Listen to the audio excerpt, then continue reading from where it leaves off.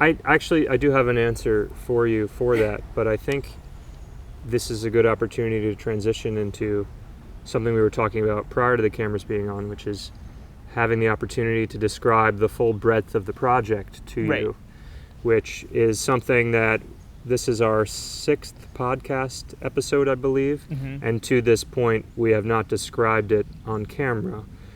There is an opportunity for anybody to go on our website at any point and get probably a fuller picture than what we're about to describe, but for people that are interested in listening to us, and also I think for an opportunity for somebody to ask us some questions as we're describing it, I think it would be a good thing to do. So we kind of have 3 main points to the project. The first point is the walking. And so what we intend to do, and please feel free to interject at any point, is provided our bodies don't give out and fate doesn't intervene any more than it already has by putting a 3-month delay into things, we intend to walk 5 marathons a week, every weekday, most of the time, 26.2 miles around a given trek. It's always the same route for 5 days each week. So that will equate to something like 6,000 plus miles. It's 6,500 something. I think I did the math the other day. Wow. Over the course of a year. And like you said, the same route for 5 days, but then each week it's a different route. Yes. And so by the end of the year, we'll see every single neighborhood in New York City in the 5 boroughs. That's right. Wow. And it'll be, the way we structured it is 12 weeks in Manhattan, 12 weeks in Brooklyn, 12 weeks in Queens, 4 weeks in Staten Island, 4 weeks in the Bronx, where we will be going and staying there rather than commuting, given the amount of time it would take to get there back and forth. And then we conclude with 5 special walks, or basically multi-borough walks. Oh, like bridges. Yep.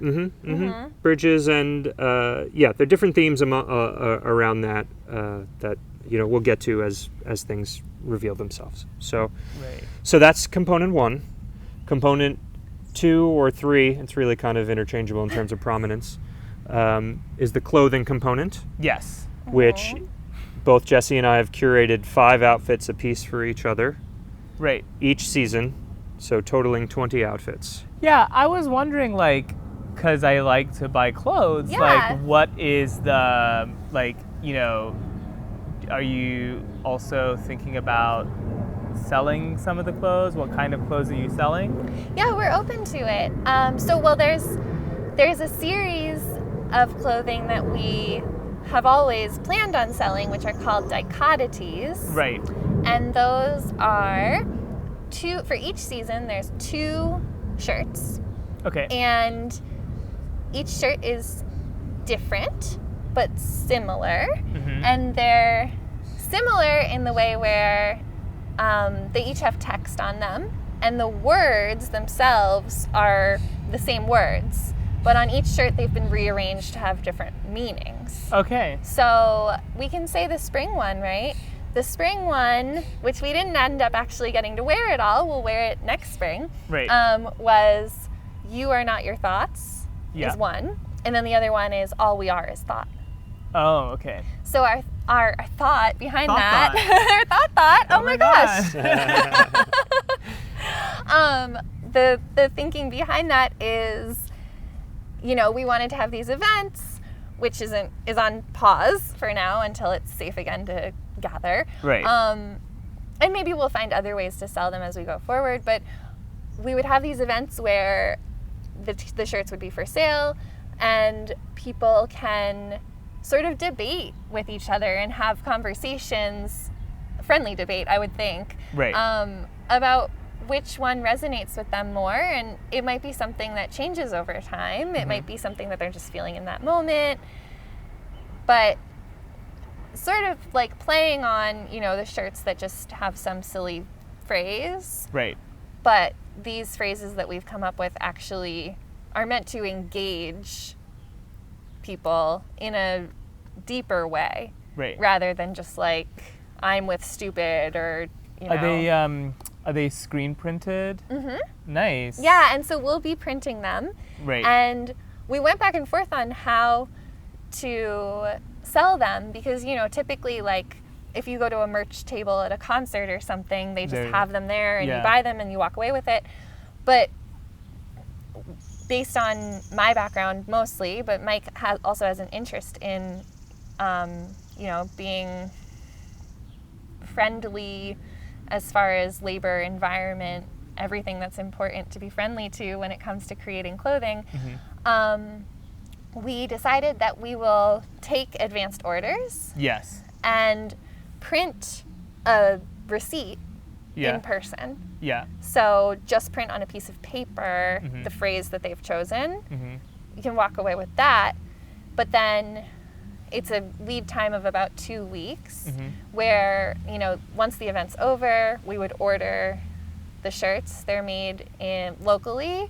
They're not union made, but they sent us like a 20-page document on the way that the labor happens there. Yes. And it's, you know, it's eco cotton, it's organic cotton, Lovely. which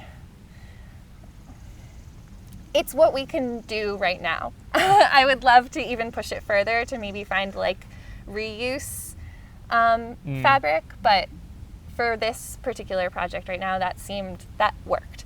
But our plan is to then print it after the shirts arrive and then actually take one of the walking days and deliver everyone's shirts. That's really great. Make like a route. So there is like this kind of, I love the idea of things to be made to order. Like this was made to order. And I think people are open to it these days because it's like, you know, like waiting like 4 weeks for something isn't so bad. I waited 2 months to get this. Yeah. So like I think that people are more open to, you know, waiting for something. It also gives something to look forward to.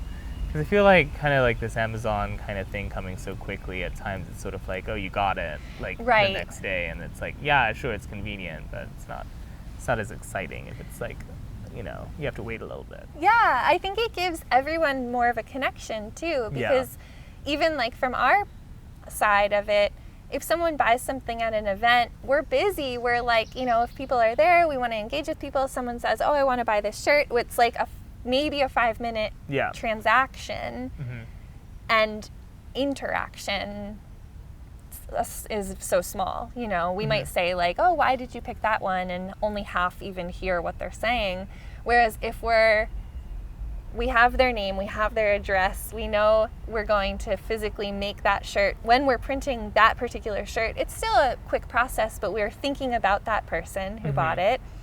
And then we're walking to them, and it'll only be us and them when we deliver it. So that gives this moment to actually have that conversation and give it time and respect and hear what that person thought and why they wanted that shirt and what it means to them. And hopefully then it becomes something that, you know, because they've had that interaction as well, they can actually value it and keep it for a while and not just sort of stick it in the closet and throw it out in 5 years. It would be so great to record those stories because Michael has a long history with writing. Also, in part, writing some of my website. And I think it's such a nice marriage of like those ideas, or like that sort of like the material and like the ethos behind sort of like the making of the object is something that really resonates with both of you, but something that Jessie does on a daily basis. But then there's also like the language aspect, right? Which is like very much Varley's like relationship to the project. And I think it's so nice that there's this that you can have these sort of like vignettes of stories of like how the words have impacted the person who's acquired the shirt or acquired like the language, which is really nice. And if you've been to anything that Michael Varley has done, there's always this sort of like, participatory sort of like expression, right? Like the UV party, that everyone has to sort of like color in something. Yeah. Or there is always this kind of, which is really nice. It's like I like the sort of like call to action, but then I also think it's smart that the call to action isn't sort of like it's a gesture that gives weight to the project, but it's also not like a gesture that requires like the participant to sort of like, unearth too much of their life to do something. You know what I mean? Yes. Which is sort of like really nice way to sort of, you get a more pleasant back and forth. Yeah. So you have the clothes. Yeah. Yes. And actually, I don't want to get too far into it because we did actually talk about it in the last podcast, but I told you about the spring dichotomy because for summer we had a phrase, we were planning on printing it, and then the day that we got the screens made was when all the protests started. Right. And it just didn't feel right for the time. We will print it later. We like the phrase, but it's not like, we just didn't want to just print a phrase right now. Right. So instead we've decided to make shirts that are called unreported. Right. And they are the incident report of specific police killings in New York City from the last decade. Wow. That don't link up with any news story. Yeah. And so the name of the person that was killed is nowhere. Right. It's just, that's like the only thing about that incident is in this use of force report that's put out by the NYPD every year. Right. So, so we decided instead of doing the dichotomy, we would spend this season wearing those shirts as a way to just kind of keep ourselves accountable to talking about that and thinking about that element of our city and how that, and like what that means, and looking to see if maybe we can find out who those people were and humanize them. I have to get me one of those. Yeah. That's a really great project. So there's that, and then I guess You have extra large? We don't have, so we made just one for each of us, and each of them is, instead of printed, they're like, we took our time with them, and it's all hand done. Okay. But we can make you one. People have requested, that's something that people have requested about purchasing as well. Yeah. So, and in the spring series, there was also a bunch of like baseball jackets that we made that people were interested in acquiring. Yeah. So each season there have been things that people have expressed interest in that extend beyond what we were planning on making. And maybe at a future point we will make them for production if people are interested. Yeah, we're open to it. But yeah. So one finer point to make about the clothing is that they're all acquired in a tier structure. So the top of the pyramid being things that are reuse or vintage. Right. And then the bottom of the pyramid being things that are functional necessity, such as like shoes and socks and things that if we don't acquire them, we could potentially hurt ourselves while doing the walk. And so then everything in between that is increasing levels of, I guess, responsibility, both ecologically and as far as like workers, union made is up there, and then, made in the USA, and then made internationally, but, responsibly, and so forth and so on. Right. Yeah. So. Yeah, and that tier system sort of acts as our value statement As well. of for what we're wearing. Yeah. Yes. Yes. And so then the final component, the third leg, is the podcast, which podcast is honestly kind of a catch-all for documentation. Right. But the podcast is something that we'd like to do weekly in order to document our experience of the previous week and talk about the walk and have guests on that are compelling and can ask us questions that will help us think about things, and also give people an opportunity to engage what we're doing in a way that is, deeper. And of course, we're doing Instagram stuff as well. So there's kind of the more bite-sized thing there. And then we're going to be doing smaller bits of video content as well, which is still very much in flux. We're testing out different things. Right. But this, when I said that I was going to answer your question about going through areas and resonance with respects to certain areas, this is my answer to your question. One of the things that we're doing that's a subset of the unreported series. So we covered a decade of use of force incidences for the NYPD in the name of filling out justice. So from 2010 to 2019, there were 103 incidences that we could find where the police used lethal force while fulfilling justice. And we are intending to walk past one incidence of this each week while we're walking. Oh, okay. And so the number of unreported instances where there's strictly no news coverage and it's just what the police have written in their annual use of force statements, Yeah. there's only about 10 of those. I don't recall the number exactly, it's on our website, Right. but there's only about 10 over the course of 10 years. For the other instances, the 103, there are news stories and perspectives that aren't the police's alone. And so those stories are the ones that we'll largely be walking past and kind of exploring on any given week. Yeah. So this past week, we walked through Canarsie, and there was an instance of an emotionally disturbed man, or there was a call of a man that was acting emotionally disturbed that the police responded to. The man had a kitchen knife, and he was shot by the police. And so there's a story associated with that. That was 2017. Just in February, the Brooklyn DA told them that they will not be, them being the family, that they will not be pressing charges against these officers.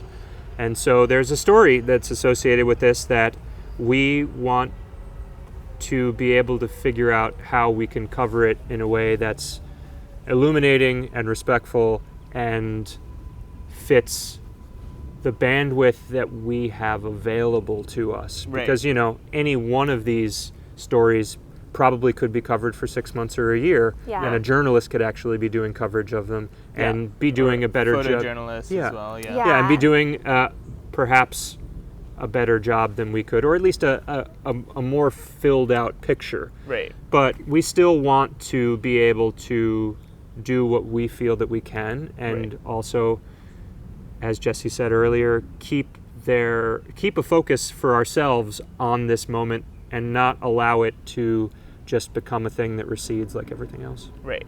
So. Yeah, and I think while doing it, there's a number of different reasons too. I mean, for us, it's a way to sort of learn more about the whole system. I've been learning a lot about prison abolition movements, and that is linked to defunding the police. That's linked to police abolition. I don't know exactly where I stand in all of that because I need to learn a lot more. And I think through sort of processing these incidents that have happened over the last 10 years and giving ourselves a moment to humanize the person that was killed and think about how could we have avoided that. Right.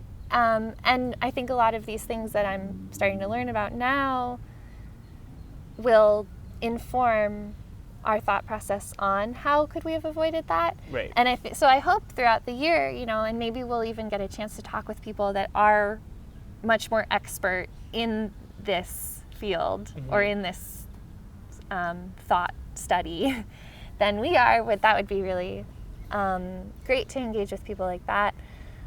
But yeah, I think it'll just give, it'll give us an opportunity to learn more. And then anyone that's listening will hopefully get to learn a little bit more too. Right. Or will know more than us and can tell us, what we should know. Yeah. So again, it's a way to engage in conversation with people about something that's more important than maybe some other stuff that we would talk about otherwise. I think what's interesting is that when you walk through like landscapes, especially a landscape that sort of changes so rapidly, like New York City, and researching the history, it's interesting how you like, and I think personally through my own personal research as well, it's like there are very few landscapes that are like, you know, not embroiled in some kind of like terrible moment in history, you know, and I think that it's nice to sort of like hear both, you know, the really beautiful positive stories about the children diving, and also really nice to like really interesting to hear, but also sort of contrasting that with like stories about sort of police brutality, you know, and also now doing the Native American trail, like you really kind of getting into this sort of history of like New York being bought and sold and so on, you know. So I think it's a really great opportunity for people to really kind of like learn, like, because essentially we live in this kind of like facade world where, you know, there are these sort of like built aesthetics for us to sort of like forget actually like what this land actually means, what this history actually is, you know. I always tell Matthew whenever he goes to like the Bahamas, I'm like, you know, do you like, he's like going for vacation, but I'm like, that's like a former like slave trade island. Like, is that still okay? Like, you know, and like, is that like, you really kind of have to think about like landscapes and like get opportunity to think about landscapes in a really more complex way, especially walking through New York City because it changes so quickly. Even thinking about like, you know, gentrification, or thinking about sort of like the changes of neighborhoods, or like, you know, Williamsburg used to be part of Bushwick actually, and then it was bought by the Germans, and then that whole like history is like quite interesting, and like it really kind of like translate very nicely to what you guys are all doing. Yes, hopefully it will, and hopefully we'll be able to navigate this particular moment and those particular set of circumstances in a way that is appropriate, because there is so much information out there that we're just trying to be as sensitive as we can, and if there's a misstep that we make at any point, then I hope that the people recognize that we are trying to be, you know, sensitive and responsible, and ultimately illuminating and positive, and not concealing or aggrandizing for our own sake or anything like that.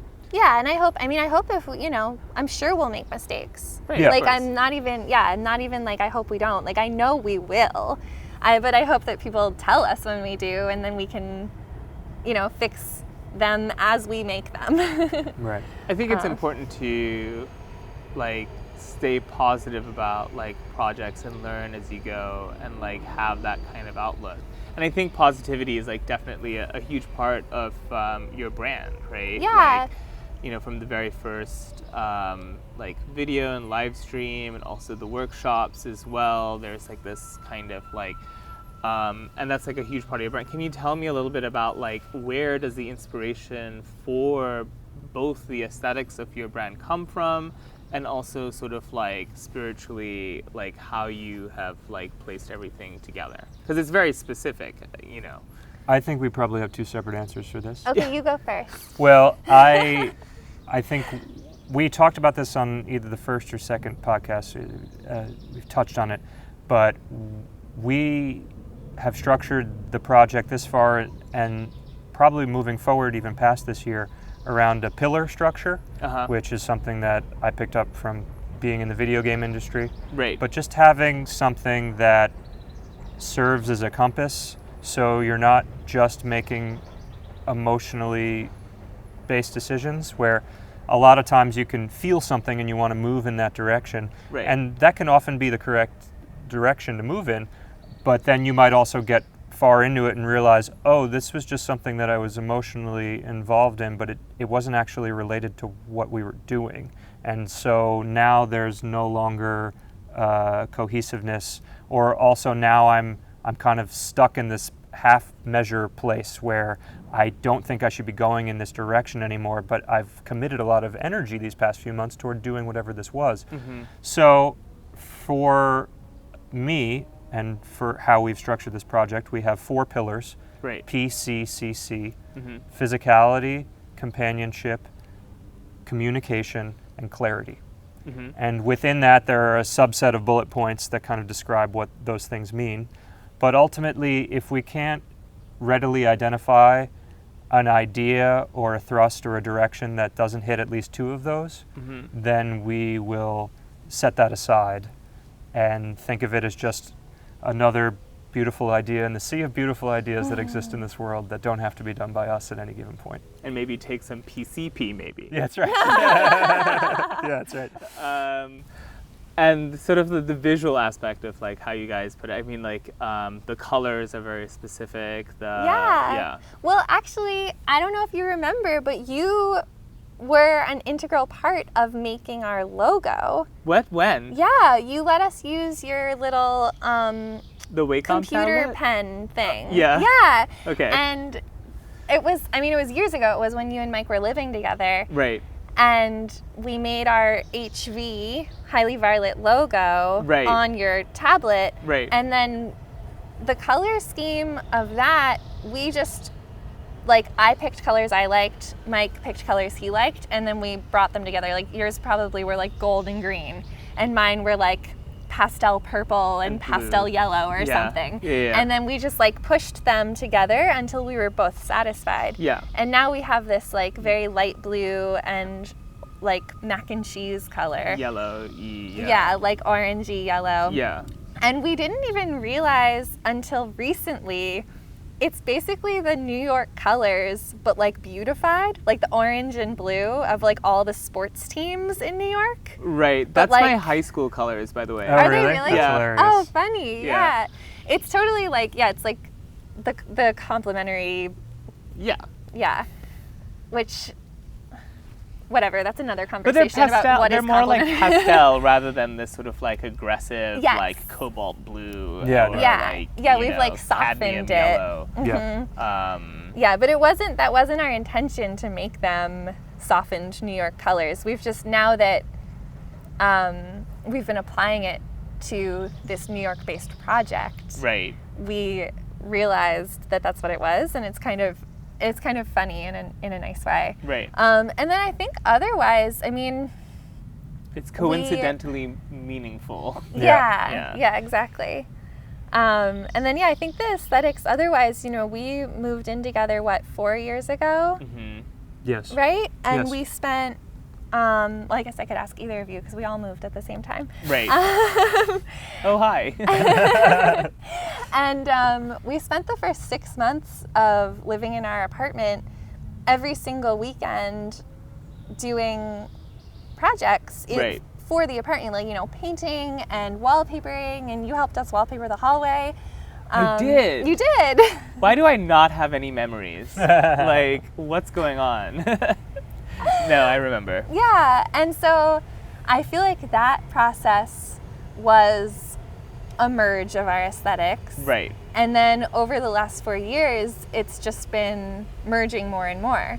Yeah, I think it's definitely one of our stronger connections that we have such aesthetic resonance. It's very rare that one of us puts forth something and we are opposed to the look of it. We might be Right. opposed to the execution of it or the need for it in our space or something like that, Right. or in what we're doing.